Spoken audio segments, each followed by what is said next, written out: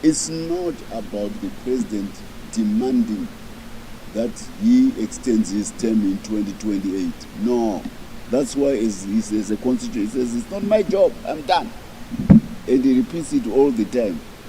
But it doesn't take away the prerogative of the electorate under the provision of the constitution to say that we want more of you because you have been doing wonders in terms of the development of Zimbabwe. You understand? He is a passive player, I repeat. He is not the one who demands a third term. The constitution does not allow it. But the constitution allows the electorate organized by a party like ZANU-PF, which is enthusiastic about its leader, to revisit and give him, and I want him a third term. I'm a king. There's no plan, believe you me, with fries from the Federal Reserve Bank in New York with a signature from Joe Biden saying, President Mnangagwa, I'm allocating you so many US dollars for your country. No. It doesn't happen like that. Young people dig gold, young people grow tobacco, young people grow, farmers grow blueberries, the tourists come to Victoria Falls. We're exporting steel, we started exporting steel, we will do more with it.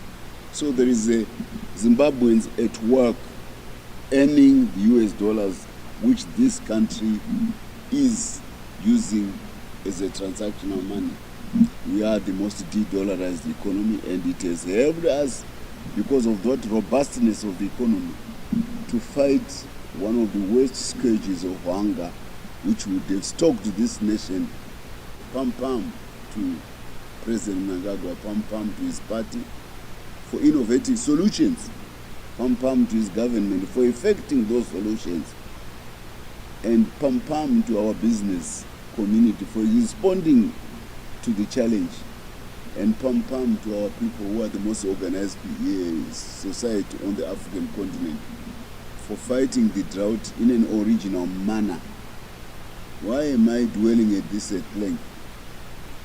I am talking of a president who is a doer, who thinks well ahead of his peers in many aspects, who minds the history of this country to go back to the future of solutions which nobody would have imagined.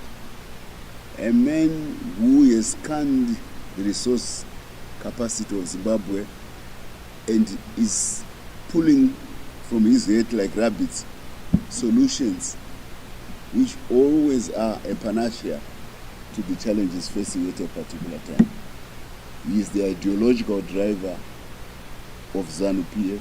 He is the thinker who is making all this possible, the President of the Republic of Zimbabwe. He was the first student of Chairman Mao and the theory of guerrilla warfare. Not only student, but trained in China at that particular time. He would go back, get arrested, get captured, spend years in jail, on death row, come back in 1974 when the war which he had ignited, helped ignite, he had acquired a qualitative lead through Tongogara with the Northeast Fund campaign, where we cooperated with Frelimo, and the war was now implanted. And it is that war which freed him from jail. He would have died in gallows. But the war had become so effective that it could make demands on the Rhodesian racists. And one of the demands was the freedom of the nationalists and the imprisoned guerrillas. And he was one of those to be freed. Why am I saying it? Because I talked to you about our capacity to earn US dollars. So here's one of the crops which is earning the US dollars, tobacco. But King Tobacco fell to Emperor Gold in 2018. Again, it was President Mnangagwa who ascended mentally to the resolution of the war veterans of 2013. I was the chairman, so I know what I'm talking about. At Mashingo, we said, why does the government of Zimbabwe stop young people from digging gold? When the Mtapa kingdom, which stretched from the Indian Ocean to the Atlantic, you know Mtapa, there were Mtapas in Angola. You go there, you find Great Zimbabwe ruins. which you find on the Zimbabwean plateau. They are there in southern Angola. We were there, ruling the whole Zambezi basin all the way, and the Portuguese actually signed a treaty with the Monomtapa recognizing his empire when they came to Africa. So gold is in the vein of the Zimbabwe people. It is in our DNA, mining gold. But somehow this First Republic had lost sight of the ball. And when I went into cabinet in 2016, he supported me to allow young people to dig gold. And today, we have this beautiful golden beauty of nearly 20 to 30 tons coming from the SMEs, young people digging gold. Yes, it's a fledgling industry. It has still many challenges like all fledgling industry.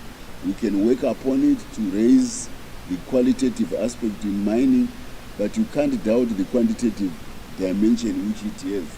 Without SME gold, no ZIG, period. ZIG is not the product of suited young people who are in Samora Machel wearing suits in those lofty offices of theirs, who arbitrage gold and ZIG and US dollar. No, they are not the ones who are the backbone of ZIG. The ZIG's backbone is the young people who dig gold, of course, with the other commercial players, but also the tobacco farmers. And as we go along, there's the added beauty of more minerals coming into play. Lithium is coming, and lately, in the last 4 or 5 months, steel has kicked in. And for more than a decade, President Mnangagwa assiduously worked to court the best possible steel magnet, private, in the world, to come to Zimbabwe. And presto, we have the beautiful news that Manise started producing 4 or 5 months ago, starting with billets. Now it is doing, starting with pig iron, now it is doing billets. And come this coming season, the first season, it will be rebar. The whole building here is done, supported by rebar steel. All the bridges are supported by rebar. This is where Zimbabwe is. We're masters at steel. That's why we sustained Africa's longest empire for more than 8 centuries, the Monomtapa Empire, because steel made us be productive and be more organized. So don't think steel comes with colonialism. No, because this is usually the fault of our warped history by young people who think that only Europe brought things to Zimbabwe. Steel was always ours. But modern steel starts in Kwekwe. And it was befitting homage that we had this Steel Association conference in Kwekwe. All the edifice which you see at Manise was built by young Zimbabweans. The Chinese only came to be technicians to supervise. For every 1 Chinese, there was 10 Zimbabweans attached. They are the ones who built that structure. It came as raw steel from China and a little bit from South Africa. You can now imagine how Zimbabwe is poised to become part of the African free trade area, with the most important product of human development still being one of its commodities to sell. Africa needs power. It has got a lot of hydroelectric potential. It has got coal. It has solar. It needs transmission. I doubt if we get into the business of producing power pylons that anybody can beat Zimbabwe. It's not about the president demanding that he extends his term in 2028. No. That's why he says a constitution. He says, it's not my job, I'm done. And he repeats it all the time. But it doesn't take away the prerogative of the electorate under the provision of the constitution to say that we want more of you because you have been doing wonders in terms of the development of Zimbabwe. You understand? He is a passive player, I repeat. He is not the one who demands a 3rd term. The constitution does not allow it. But the constitution allows the electorate, organized by a party like ZANU-PF, which is enthusiastic about its leader, to revisit and give him, and I want him a 3rd term. The onus is on the people through a referendum. And there's no quarrel with the current constitution. He wrote it. He has done well. All these things I'm talking about, progress in the mining sector, the use of Mvudza and all these, he has done well to merit that kind of accolade from the population. But it's not for him to demand a third term. So we begin also to answer those who clamor for succession in ZANU-PF. Efforts by Harare province to try to divide the leadership of the party are coming to naught, which brings me to another milestone, which is the cohesiveness of the ZANU-PF leadership. You read a lot. There is now, I don't know, you see, when people have not been properly to school, sometimes they have an ambition to talk about things which are beyond their competence. It is a psychological condition. I'm trying to read. I'll give you the psychological condition where an uninformed person tries to master complicated things which are beyond his capacity. People who can't even spell their names properly, they are broadcasting. I advise you not to listen to those idiots. For years, the West, which feels that it has got a writ, a post-colonial writ over African institutions. You remember we're being trundled into the Sadak tribunal court. We pulled out of Sadak because it was being abused. But there is a turn of events. 2024, Zimbabwe is chairman of SADC. The regional group has come of age. It has fended off international interference into its affairs. So this is a big achievement. This is a singular achievement by Zimbabwe, with our chairman, in face of concerted resistance by the West, who do not want our president to become chairman. Our diplomacy, I told you about SADC, our relations with all our neighbors are very good. South Africa, we went through an election.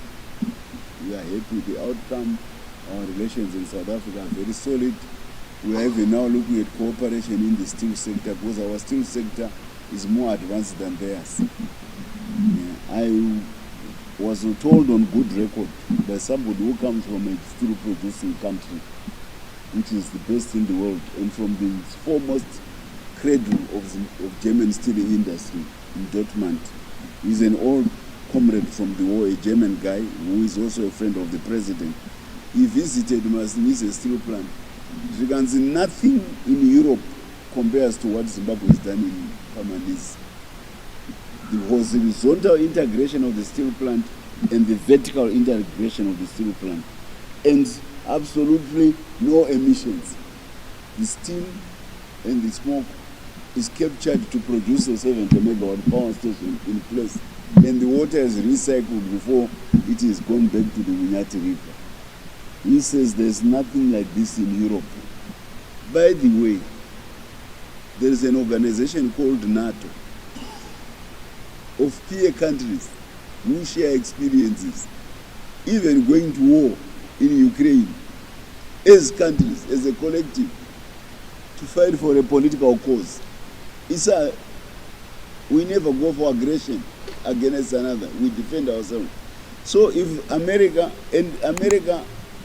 has got a huge budget for democratic governance in other countries, if you are lazy enough and you are not creative enough about trying to make your own money the hard way, you can always go to a certain embassy for just going to declare your hatred of ZANU-PF and your inclination to fight ZANU-PF through the media by hallucinating divisions in ZANU-PF which don't exist.